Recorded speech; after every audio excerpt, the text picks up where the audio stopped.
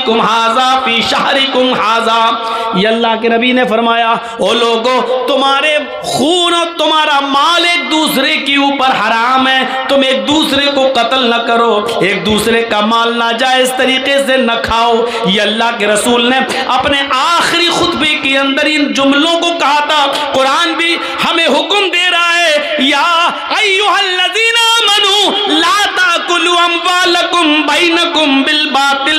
ऐ ईमानो वालो, ऐ मुसलमानों, तुम आपस में एक दूसरे का माल नाजायज तरीके से मत खाओ। नाजायज तरीके से माल खाना समझते हो क्या है? जर्जीत साहब मोबाइल के मैकेनिक हैं, मैं मोबाइल संभालता हूँ। आप मुसलमान हैं, आप हमारे पास आए, साहब मौलाना साहब, जर्जीत साहब मेरा मोबाइल ख़राब हो गया, ज़रा देख लीजिए। थोड़ा चेक किया, देख लिया इसमें क्या कमी है। 100 रुपये का काम है, बस एक चीज़ लाई जाएगी, 100 रुपये में पड़ जाएगी। अब 100 की जगह हम 150 ले लें, कोई बात नहीं, लेकिन मैंने उसको बता दिया, साहब इसमें तो बहुत कमी है, इसकी तो पूरा टच ख़राब हो गया है, इसमें तो ये कमी है, 800 रुपये लगेंगे भाई। 800 भाई देख लीजिए यार, हम गरीब आदमी हैं, होते हो नहीं साहब, इसमें इतनी कमियां हैं, इसमें इतनी प्रॉब्लम है, ये है, ये पड़ेगा, वो पड़ेगा, लोकल नहीं डालते हम, ओरिजिनल डालते हैं, ये करते हैं, वो करते हैं, और बात होते होते 500 रुपये पे मामला टिक गया। आपको मालूम है 100 रुपये की चीज़ पड़ना है, और आपने उसको 800 से तय करते करते 500 पे मामले को डन कर दिया। सुनो, मोबाइल संभाल कर उसको दे दिया और 500 रुपए ले लिया।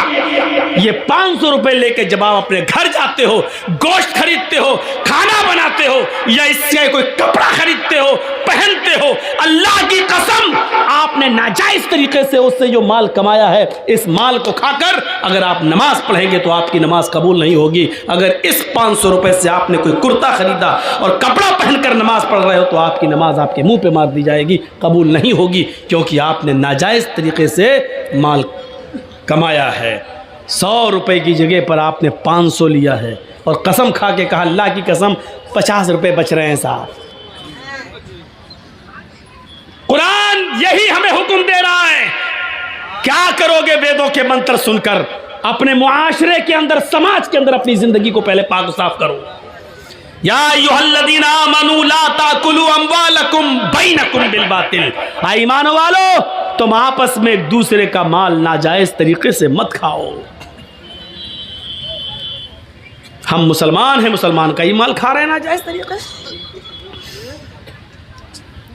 हम उसी के लिए कुआं खोद रहे हैं। पता नहीं शाम तक कस्टमर आया कि नहीं आया, इसी को बलि का बकरा बनाओ और पूरे दिन की कमाई इसी से हासिल कर लो। अब आप कहोगे मौलाना हमने तो तय कर लिया, चोरी थोड़ी की है, उसको बोल दिया 500 लगेंगे, उसने कह दिया ठीक है। हम लोगों ने तो तय किया है। हाँ, आपने तय किया है, लेकिन आपने ये भी तो कहा कि 800 लगेंगे, इसमें ये पड़ेगा, वो पड़ेगा। आपने उसको क्लियर क्यों नहीं किया? 100 रुपए की चीज आएगी, लेकिन मैं 800 लूंगा, देना हो तो दो। आप क्लियर कीजिए साहब, ऐसे बोल देंगे तो कौन आदमी हमसे सही कराएगा? तो आप 100 की जगह 150 ले लीजिए। आप मेहनत कर रहे हैं, लेकिन 100 की जगह आप 500 लेंगे, और ये कह के लेंगे कि अल्लाह की कसम हमें 50 बच रहे हैं, अपनी औलाद की कसम 50 बच रहे हैं, हमें प्रॉफिट नहीं हो रही है, हम सिर्फ लागत ही लागत ले रहे हैं, हम आपसे कमा नहीं रहे हैं। ये कहकर आप ये नाजायज तरीका है पैसा कमाने का।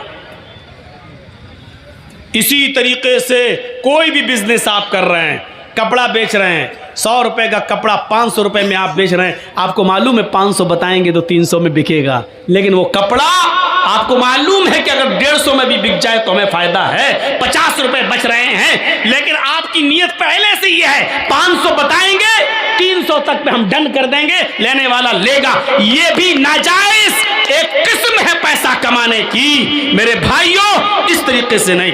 काजी शुरैह, जिसको हजरत अली ने काजी बनाया था, जज बनाया था, इनको एक घोड़ा खरीदने की जरूरत पड़ी। मार्केट में घोड़ा खरीदने के लिए जाते हैं, और सुनो, अब आपके पास से जो भी आदमी उठे उसको हाथ पकड़ के बिठा दो जमीन पर। सुनने भी आना चाहेगा, आगे भी बैठेगा, जर्जी साहब की शक्ल भी दिखनी चाहिए, और उठ के भी भागेगा। सब शुगर के मरीज हैं क्या? पेशाब ज्यादा आता है क्या? ये देखो ये देखो, जितना समझाया उतना ही और।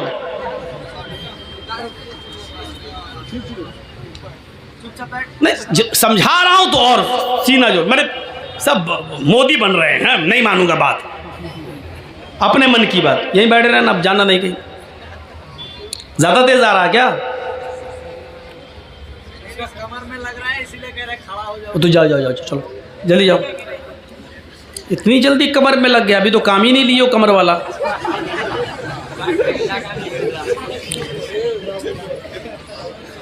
तो मेरे भाइयों सुनिए, ये भी एक किस्म है नाजायज माल।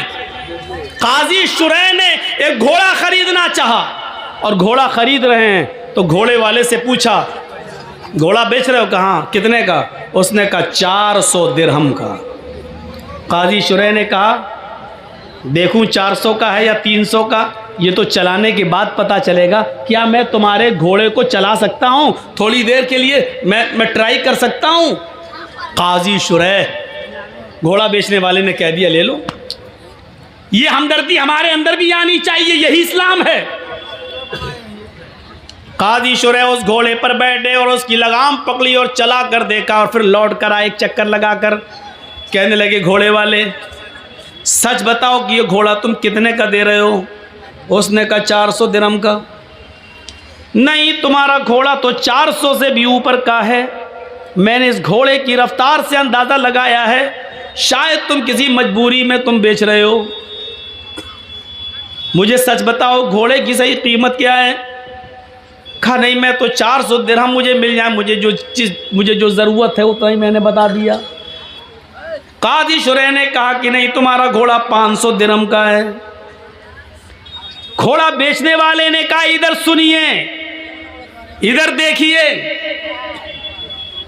यतीमों की और गरीबों की और मजबूरों की जमीन कम पैसों में खरीदने वालों, जानते हो कि 2 लाख रुपए की उसकी जमीन है, लेकिन उसकी माँ बीमार है, उसकी बेटी बीमार है, उसको ज़मीन बेचकर अपनी बेटी का इलाज कराना है, इसलिए मजबूरी में वो 1.5 लाख की देगा।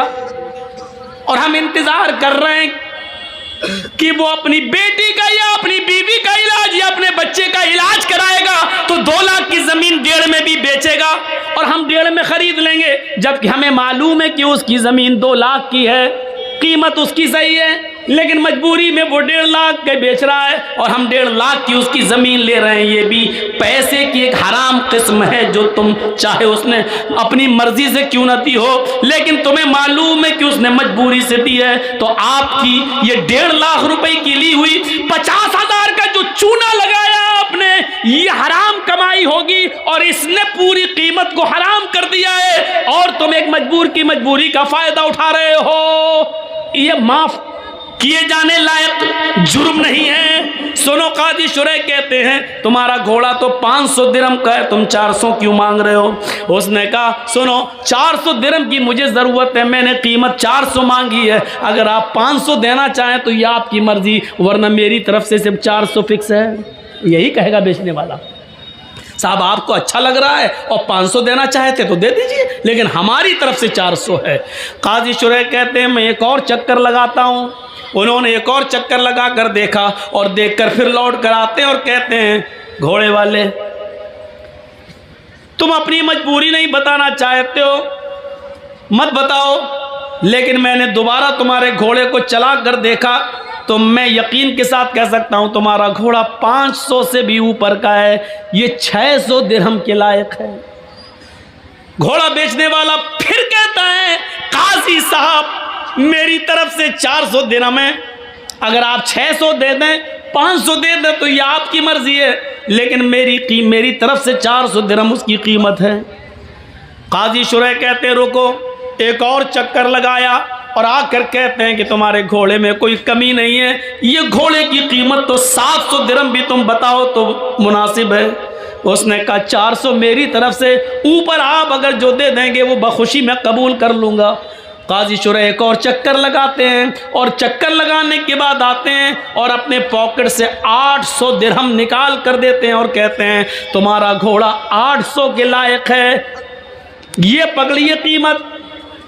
अब तुम किसी मजबूरी में अगर 400 का बेच रहे हो तो ये तुम्हारी मजबूरी हो सकती है, लेकिन मैं तुम्हारी मजबूरी का नाजायज फायदा नहीं उठाऊंगा। मैंने जो मुनासिब समझा और तुम्हारे घोड़े की जो कीमत होती है वो मैंने अपने हिसाब से बिल्कुल जायज दी है। ये 800 दिरहम के लायक तुम्हारा घोड़ा है। काजी शुरैह ने 800 दे दिए, मांगे 400, दे दिए 800, और साथ में क्या कहा, मैं तुम्हारी मजबूरी का फायदा नहीं उठाता हूं, इसलिए मैंने 800 दे दिए हैं, जिस लायक है तुम्हारा घोड़ा। आए बबुला बोना के लोगों, अहमदाबाद वालों, कटियार के लोगों, कभी तुमने किसी मजबूर की मजबूरी को समझते हुए कभी 2 लाख की जमीन को 2.25 लाख भी देने की कोशिश की है? कभी किसी गरीब की 2 लाख की जमीन को 2.5 लाख में भी खरीदा है, ये सोचकर कि चलो वो अपनी बेटी का इलाज करा लेगा, चलो उसकी माँ को कैंसर है वो अपनी माँ का इलाज करा लेगा, हमारी जमीन पड़ी रहेगी, 2 की जगह 2.5 में हम बेच ले रहे हैं, 2-3 साल में उसकी कीमत बढ़ जाएगी, हम तो फिर कमा लेंगे। क्या कभी हमने किसी मजबूर की मजबूरी का फायदा को देखते हुए उसकी 2 लाख की जमीन को 2.5 लाख में लेने की कोशिश की है? नहीं, 2 की जमीन को 1.5 में तो लेने वाले इस महफिल में भी हजारों मिल जाएंगे, सैकड़ों मिल जाएंगे, बहुत मिल जाएंगे, लेकिन 2 लाख की जमीन को 2.5 लाख में लेने वाला एक भी नहीं मिलेगा। अगर उठवाया जाए तो एक भी नहीं मिलेगा। मेरे भाइयों, इस्लाम ये कहता है किसी की मजबूरी का नाजायज फायदा न उठाओ। ये एक मुसलमान का दूसरे मुसलमान के साथ ये हमदर्दी होनी चाहिए। चोरी, डकैती, ये सारी चीजें हराम माल की किस्म है।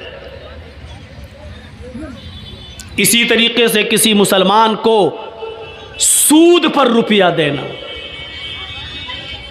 साहब तुम्हें मजबूरी, हाँ 1 लाख रुपए दे दो, मेरी बेटी की शादी है, हम 1 साल में लौटा देंगे। 1 साल में लौटाओगे तो 1,25,000 लूँगा। का ठीक है दूंगा। 1,10,000 दूँ, ठीक है दूंगा। ये भी हराम माल की एक किस्म है। किसी को हम मदद तो कर रहे हैं, कर्ज तो दे रहे हैं, लेकिन शर्त ये लगा रहे हैं कि 1 लाख रुपए की जगह पर हम 1 साल के बाद तुमसे 1,40,000 लेंगे, 1,20,000 लेंगे, बढ़ के लेंगे, क्योंकि हमारा पैसा जा रहा है। अगर हमारे पास होता तो 1 साल में हम कितना कमाते, लिहाजा हम 20,000 तुमसे ज़्यादा लेंगे। और आपकी मजबूरी है, आपने ले लिया और उसने 1 लाख की जगह 1,20,000 तय कर दिया। जानते हो ये ज़्यादा रकम क्या कहलाती है? सूद। या अय्युहल्लज़ीना आमनू ला ताकुलुर रिबा ज़आफ़न मुज़ाफ़तन। है मुसलमानों, तुम सूद ब्याज को दुगना और चौगुना करके मत खाओ। सुनिए, जिसने 1 लाख रुपया दिया, बदले में 5 महीने 6 महीने के बाद 1 साल के बाद 1,10,000 1,20,000 लिया, उसने कितना बड़ा जुर्म किया है। इस्लाम की नजरिए से देखना चाहते हो तो सुनो, अल्लाह के नबी फरमाते हैं अर्रिबा सबऊना हुबन, अर्रिबा सबऊना हुबन व ऐसरुहा अयन के हर रजुलु उम्महू। 1 लाख देकर 1,10,000 लेने वालों सुनो, 1 लाख देकर 1,20,000 लेने वालों सुनो, अपने मुसलमान भाई का नाजायज फायदा उठाने वालों सुनो। अल्लाह के नबी फरमाते हैं, मोहम्मद रसूलुल्लाह फरमाते हैं, जिसने 1 देकर 1,20,000 लिया, 1 देकर 1,10,000 लिया, ये सूद है। और सूद के 70 दर्जे हैं। सबऊना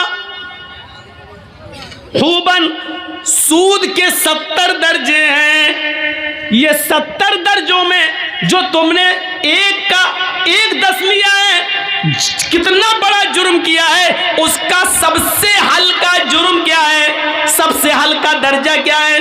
ऐसरुहा अय्यन की हर रजुल उम्महू, एक आदमी अपनी माँ के साथ निकाह कर रहा है। एक मर्द, एक नौजवान अपनी माँ के साथ निकाह कर ले, निकाह हो जाएगा। हदीस में निकाह का लफ्ज है अयन के हर रजुल उम्महू, मर्द अपनी माँ के साथ निकाह कर रहा है। कहने का मकसद क्या बता दूं, जरा सुनो सूद खाने वालों, सुनो निकाह का लफ्ज क्यों कहा है। अल्लाह के रसूल ने कहा जैसे कोई मर्द अपनी माँ के साथ निकाह कर रहे, निकाह होगा ही नहीं। माँ कितनी खूबसूरत हो, बेटा माँ के साथ निकाह पढ़ रहा है। मौलाना जर्जी साहब निकाह पढ़ा रहे हैं। अल्हम्दुलिल्लाह नहमदु व नस्तईनु व नस्तगफिरु या अय्युहल्लज़ीना आमनु तक़ुल्लाह हक़्क़ तुक़ातिही व ला तमूतुन्ना इल्ला व अन्तुम मुस्लिमून या अय्युहन्नासु तक़ू रब्बकुमुल्लज़ी ख़लक़कुम मिन नफ़्सिन वाहिदा व ख़लक़ मिनहा ज़ौजहा व बत्थ मिनहुमा रिजालन कसीरन व निसाअ वत्तक़ुल्लाहल्लज़ी तसाअलूना बिही वल अरहाम इन्नल्लाह काना अलैकुम रक़ीबा या अय्युहल्लज़ीना आमनु तक़ुल्लाह व क़ूलू क़ौलन सदीदा युस्लिह लकुम अअमालकुम व यग़फ़िर लकुम ज़ुनूबकुम व मन युतिअल्लाह व रसूलहु फ़क़द फ़ाज़ फ़ौज़न अज़ीमा। ये निकाह में ये 3 आयतें पढ़ी जाती हैं 3 जगह से, हमने पढ़ दी और निकाह कर भी दिया माँ के साथ। लेकिन इन कुरान की आयतों के पढ़ने के बावजूद माँ बेटे पर हलाल नहीं होगी, यानी निकाह नहीं होगा।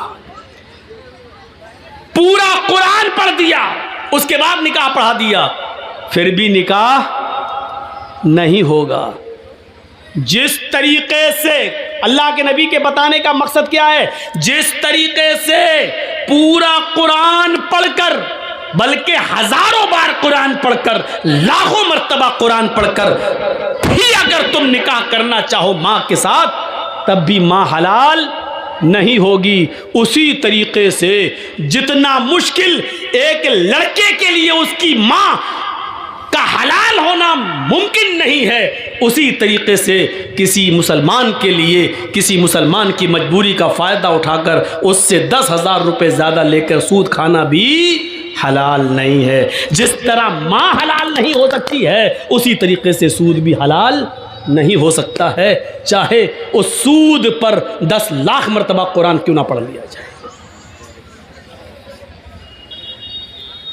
और दूसरा मकसद क्या है अल्लाह के रसूल के ये बताने का, सुनो, बहुत सुन चुके हो वेदों के मंत्र।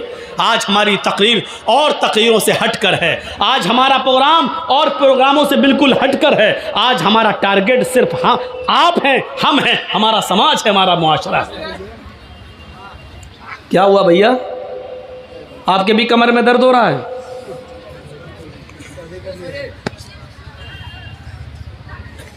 फोन आ गया किसी का? रात में 2 बजे किसका फोन आ सकता है भाई? अब हंस रहे हैं। आज के इस जलसे में कितने लोग फोन पे बात करके आए होंगे, आ रही हो, फला दुकान पे फला जगह मिलेंगे। क्योंकि आज के दिन लड़कियों को माँ बाप इजाज़त दे देते हैं, जा रही जलसे में, ठीक है जाओ, अच्छे काम के लिए जाए। तो बाप बेचारा खुश है जलसे में, जाके देखो, मुआयना करके देखो, ऐसा लगेगा जैसे एक कुतिया के पीछे 10-10 कुत्ते लगे होंगे। घूम के देखो, मुआयना करके देखो। ये मिसाल मैं हर जगह दे रहा हूँ, कल भी दी थी, परसों भी दी, आज भी दे रहा हूँ, और इसको कल भी दूंगा। जहाँ जहाँ देखूंगा हालात वहाँ दूंगा। हालात है ये, जलसों में जब लड़के और लड़कियों का ये हाल हो तो और क्या। दूसरा नजरिया देखिए, पहली बात, जिस तरह माँ के साथ चाहे कितनी मर्तबा निकाह किया जाए माँ हलाल नहीं हो सकती, उसी तरह सूद भी हलाल नहीं हो सकता। दूसरा मकसद, दूसरा बताने का मकसद क्या अल्लाह के रसूल का, जिस तरह कोई लड़का अपनी माँ के साथ निकाह करके अपनी माँ को रख ले और माँ को के साथ हम बिस्तरी करे, तो पूरा समाज उसको कितनी बुरी नज़र से देखता है कि देखो अपनी माँ को रखे हुए हैं, देखो अपनी माँ के साथ शादी कर ली। समाज इसको बर्दाश्त नहीं करेगा कि कोई शख्स अपनी माँ के साथ निकाह करके अपनी माँ को अपनी बीवी बना कर रखे। तो समाज जिस तरह इस आदमी से नफरत करता है कि जो अपनी माँ को रखे हुए हो, इसी तरह समाज और गांव को चाहिए, मुआशरे को चाहिए कि सूद खाने वाले को इसी नफरत की नज़र से देखे, इससे भी बुरी नज़र से देखे, क्योंकि ये तो सबसे हल्का दर्जा है। 69 दर्जे इससे भी ऊपर हैं सूद के और ब्याज खाने वाले के, ये तो हल्का दर्जा है। 70 दर्जे हैं, ये हल्का है। तो इससे 70 गुना ज़्यादा बुरा उस आदमी को समझा जाए जो सूद खाता है।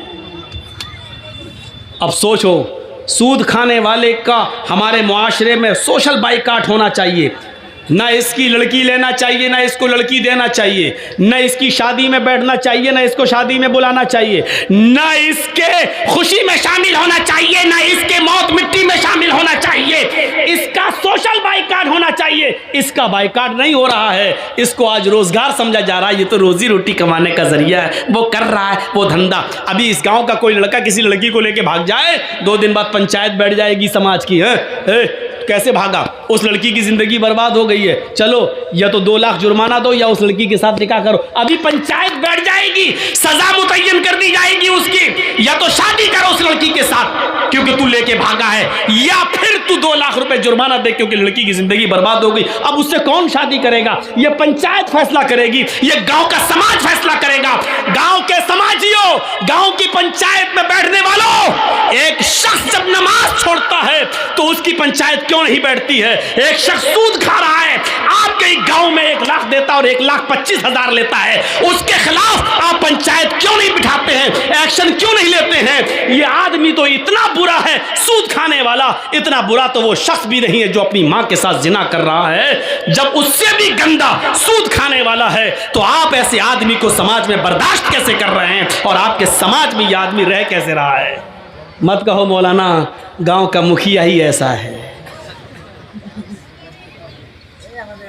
अरे हो, मुखिया हो, सरपंच हो, एमएलए हो, एमपी हो, मौलवी जर्जीस के जूते की बूट के नीचे नहीं समझता कुरान और हदीस के आगे कोई अहमियत नहीं है इनकी। जर्जीस भी सूद खाएगा तो उसकी हदीस उसके ऊपर भी लागू होगी। कुरान और हदीस किसी को नहीं छोड़ता है। साहब मुअज़्ज़ज़ आदमी हैं, ऐसा मत बोलिए। मैं किसी का नाम थोड़ी ले रहा हूं, मैं किसी का नाम नहीं ले रहा हूं। जो भी इसमें इन्वॉल्व है बुरा है।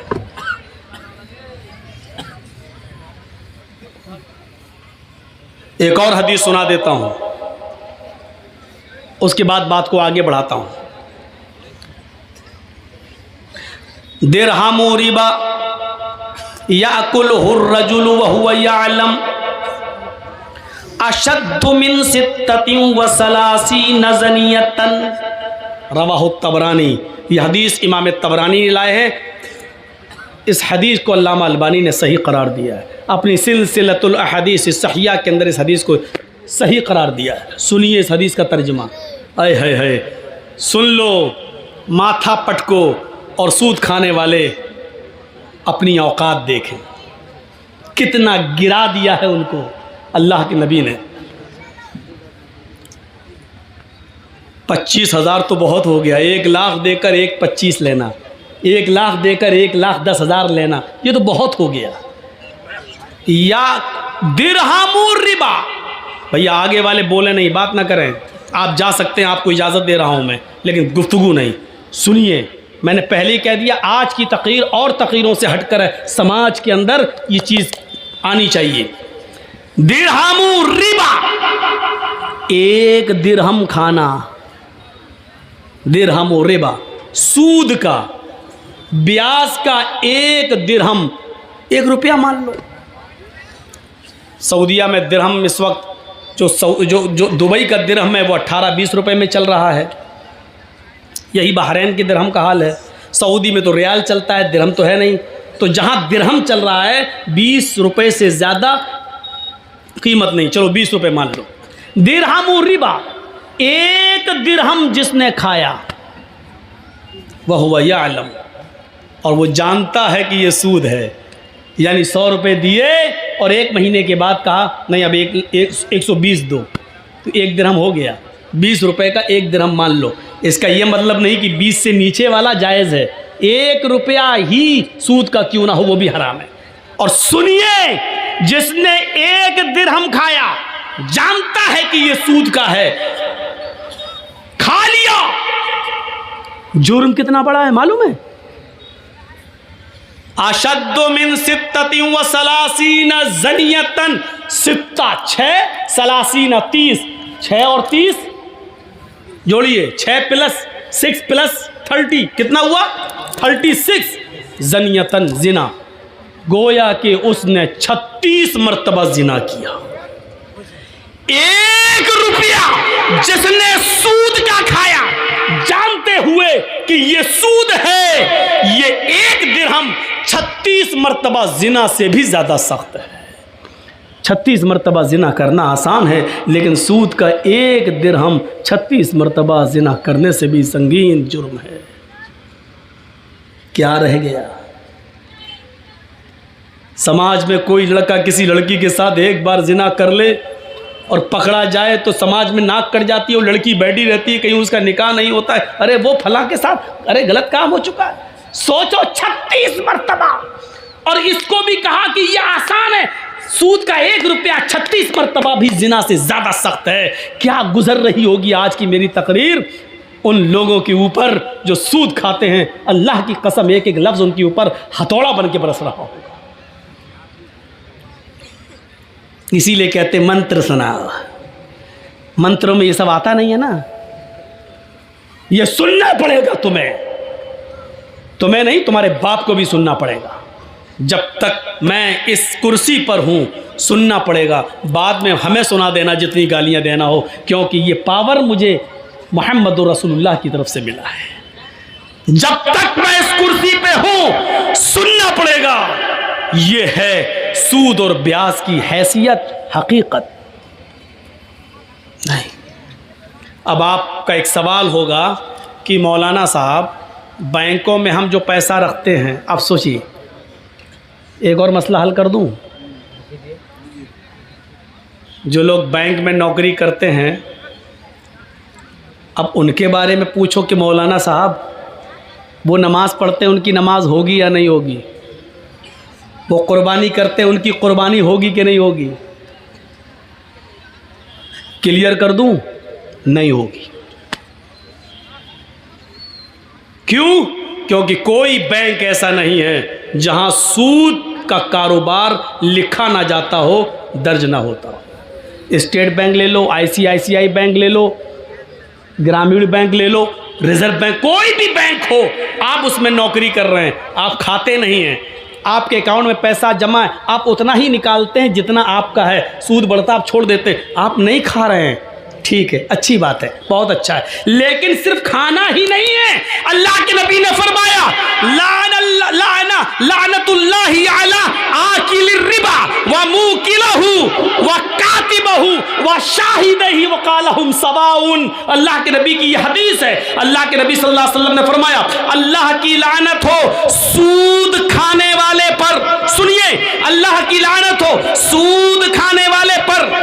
डेढ़ फुटिया ने तो आपको हंसाया है, हम यहाँ कुरान सुना रहे हैं, हदीस सुना रहे हैं। बेचारा रास्ते में हमसे कह रहा था, मौलाना साहब हमको इतना कुरान हदीस नहीं आती है, हम तो भीख मांगा करते थे, 2 रुपए 4 रुपए कोई देते। अल्लाह ने कहा, जिसके पास जैसा इल्म है उसने बताया। मेरे भाइयों, यहाँ कुरान है और हदीस है, एक तरफ आयतें हैं, एक तरफ हदीस है। सुनो, लानल्लाहु अला आकिलिर रिबा, अल्लाह के नबी फरमाते हैं, अल्लाह की लानत हो सूद खाने वाले पर, व मुकिलहु, सूद खिलाने वाले पर, सूद खाने वाले पर, सूद खिलाने वाले पर, व कातिबहु, सूद लिखने वाले के ऊपर। जर्जी साहब सूद खाते नहीं हैं, किसी को 1 लाख दे के 10 भी नहीं ले रहे हैं। बैंक में मेरा भी पैसा 1 लाख जमा है, 1 साल के बाद निकालना है तो 1 ही लाख निकाल रहे हैं, जो बढ़ गया ब्याज तो हम नहीं ले रहे हैं। नहीं साहब, ब्याज हम नहीं खाएंगे, लेकिन हम बैंक में नौकरी कर रहे हैं। आपका 1 लाख का 1,03,000 हो गया, हम लिख तो रहे हैं, हम चढ़ा तो रहे हैं कि 1,03,000, आपका बढ़ गया, लिख तो रहे हैं हम 1,03,000। ये लिखने पर भी लानत। और क्या कहा, वह शाहिदही, गवाही देने वाला, सूद लेने वाले की भी गवाही नहीं सूद देने वाले, हाँ मेरे सामने इसने दिया था, हाँ मेरे सामने इसने लिया था। इन दोनों गवाहों पर भी लानत। और क्या कहा अल्लाह के रसूल ने, वक़ालहुम सवाउन, ये सब बराबर हैं, खाओ या ना खाओ, लिख रहे हो खाने वाले के बराबर हो, उस पर भी लानत। अब ये बताइए कि आप बैंक से अपना ही 1 लाख रुपए निकाल के लाए हो, 10,000 का बकरा लेके कुर्बानी कर रहे हो, लेकिन सूदी कारोबार लिखते तो हो, काम है, एंट्री तो करते हो, आपकी कुर्बानी कहां से जायज़ हो जाएगी? आप नहीं खा रहे, लिखते हैं, खाने वाले के बराबर हैं। कभी झगड़ा हो गया, आपने कहा नहीं साहब इनका 1 लाख रुपए जमा था और इंटरेस्ट बढ़ते हुए आज 1,05,000 हो गया, आप गवाही दे रहे हैं, आपने गवाही दी, खाया नहीं है लेकिन गवाही दी, आप बराबर हो गए खाने वाले के। सूद का मामला देख रहे हैं कितना पेचीदा है, सूद का मंजर देख रहे हैं आप, ये भी एक नाजायज तरीका है माल खाने का। या अय्युहल्लज़ीना आमनू ला ताकुलू अम्वालकुम बैनकुम बिल बातिल, ईमानो वालो तुम एक दूसरे के माल को नाजायज तरीके से, बातिल तरीके से मत खाओ। मदद करना सीखो, ताउन करना सीखो। अल्लाह की कसम, अल्लाह के रसूल सल्लल्लाहु अलैहि वसल्लम फरमाते हैं कि अगर तुम अल्लाह पर वैसे भरोसा कर लो जैसे करना चाहिए तो अल्लाह तुम्हें ऐसे ही रिज्क देगा खाने के लिए जैसे चिड़ियां भूखे पेट घोंसलों से निकलती हैं और शाम को जब आती हैं तो पेट भरा हुआ होता है। अच्छा, हम और आप कितनी रोटी खा सकते हैं? 2 बड़ी है, 3 4 छोटी छोटी, हम लोगों के यहाँ बड़ी बनती है, आपके यहाँ छोटी बनती है। बड़ी भी बनती है आप लोगों के यहाँ, मैं जानता हूँ, कलाई की रोटी तो बहुत ही बड़ी बनती है। अब सुनिए मेरे भाइयों, यहाँ आपको बोलने की ज़रूरत नहीं है, वो जब उसकी तकरीर चल रही थी तो आप बोले, हंसे, सब कुछ हुआ, लेकिन यहाँ सुनिए आप कितनी खा लेंगे। एक मछली होती है, व्हील मछली, सुना है नाम? व्हील मछली, जानते हो वो समंदर में जब घूमती है, समंदर में रहती है, वो एक दिन में कितना खाती है? मुँह फड़ा सारी मछलियों को खा गई, को जो मुंह में आ रहा है। एक दिन में 40 टन, 1 किलो नहीं, 2 किलो नहीं, 3 किलो नहीं, 40 टन खाती है। 100 किलो का 1 कुंटल, 100 कुंटल का 1 टन, देख रहे हैं ना? 100 किलो का 1 कुंटल और 100 कुंटल का 1 टन, कितना खाती है? 40 टन। कितने दिन में? 1 दिन में। मेरा रब वो है जो व्हील मछली को भी समंदर की तारीकी में, अंधेरे में 40 टन उसको खाना खिलाता है, 40 टन उसके पेट में पहुंचाता है, उस मछली को भी भूखा नहीं सोने देता है। आए 2 रोटी, 3 रोटी, 5 रोटी के लिए सूद खाने वालों, चोरी करने वालों, डकैती डालने वालों, तुम्हें अपने रब के ऊपर भरोसा क्यों नहीं है? मेरा रब तो 40 टन, 100 टन का 100 किलो का, 100 कुंटल का 1 टन, 40 टन मछली को, व्हील मछली को खिलाता है। मेरा रब तो उसको भी भूखा नहीं सुलाता है। तुझे अपने रब के ऊपर भरोसा क्यों नहीं रहा है? तू अपने भाई की मजबूरी का फायदा क्यों उठा रहा है? तू उसको 1 लाख देकर 1,10,000 क्यों ले रहा है? तू उससे 100 रुपए की जगह पर 500 रुपए क्यों ले रहा है? तू कैसा मुसलमान है? तुझे अपने रब के ऊपर भरोसा क्यों नहीं रहा? तुझे अपने रब की, अपने अल्लाह की जात के ऊपर तवक्कुल क्यों नहीं रहा? तो तवक्कुल कर, भरोसा कर। मेरा रब जब उस मछली को भूखा नहीं सोने देता है, तू तो अशरफुल मखलूकात है, तू तो अफजल है, तू तो सबसे बेहतर है, तू तो नमाज पढ़ने वाला और रोजा रखने वाला है, तू अपने रब को अच्छी तरीके से जानता है, तू मुसलमान भी है, ला इलाहा इल्लल्लाह पढ़ता भी है, तू नमाज का भी पाबंद है, फिर तुझे अपने रब के ऊपर भरोसा क्यों नहीं है? तू अपने रब के ऊपर भरोसा कर। अल्लाह कहता मेरे बंदो ऊपर वैसे ही भरोसा करो जैसे करना चाहिए, तो हम तुम्हें भी वैसे ही रिस्क देंगे, रोजी देंगे जैसे हम चिड़ियों को देते हैं। वो सुबह उठती हैं तो भूखी होती हैं, लेकिन शाम को जब वो जंगलों से अपने घोंसलों में जाती है तो उनका पेट भरा हुआ होता है। हम तुम्हें भूखा उठाएंगे जरूर, लेकिन भूखा सुलाएंगे नहीं। तुम भरोसा तो करो मेरे ऊपर। हम तो मुसलमान हैं, हमें क्यों नहीं देगा? हमारा रब तो वो है, हमारा परवरदिगार तो वो है जो काली रात में, काले जंगल में, काले पहाड़ पर काले रंग की जब चींटी चलती है तो इतनी बुलंदी से वो उस चींटी को भी देखता है। उसके जब पैर के रखने की जो आहट होती है, हमारा रब उस आहट को भी सुन लेता है, उसको भी ग़िज़ा देता है। अल्लाह ने उसको पेट दिया है तो ऐसी नाक भी दी है उस मामूली चींटी को कि हम अपने बगल की, अपने हाथ की चीज को नहीं सूंघ पाएंगे, लेकिन उस चींटी को देखो, उसकी ग़िज़ा एक मंजिल की दूरी पर रखी है, 2 मंजिल पर रखी हुई है, लेकिन उसकी नाक में अल्लाह ने इतनी स्पिरिट दे दी, इतनी स्ट्रॉन्ग बना दी, खुशबू सूंघने की उसको ऐसी शक्ति दे दी कि वो अपना रोजी रिस्क तलाश करने के लिए 2 मंजिल पर चली जाती है। मेरा रब उस चींटी को भी हौसला देता है, उसको भी नाक दिया है, उसको भी रोजी देता है, मछलियों को भी देता है। अरे हम किसको क्या देंगे? हम अपने दोस्तों को दस्तरखान पे बिठाएंगे, खिलाएंगे, लेकिन अपने दुश्मन को हम देखना भी गवारा नहीं करेंगे। शादी मेरे बेटे की है, हम अपने यार दोस्तों को बुलाएंगे, लेकिन अपने दुश्मन को हम नजरअंदाज कर देंगे। मेरे भाइयों, हम दोस्तों को खिलाएंगे पिलाएंगे, लेकिन दुश्मन को भूल जाएंगे, उसकी तरफ नजर उठाकर भी नहीं देखेंगे। मेरा रब तो वो है जो दोस्त को भी खिलाता है, दुश्मन को भी खिला रहा है, नमाज पढ़े उसको भी दे रहा है, न पढ़े उसको भी दे रहा है, जो ला इलाहा इल्लल्लाह का इकरार करता है वो उसको भी देता है, और जो मूर्तियों की पूजा कर रहा है वो उसको भी दे रहा है। उसकी नजर में खाने और पीने में कोई इम्तियाज नहीं। ओ मेरे बंदो, जब हम काफिरों को दे सकते हैं तो तुम्हें क्यों नहीं दे सकते?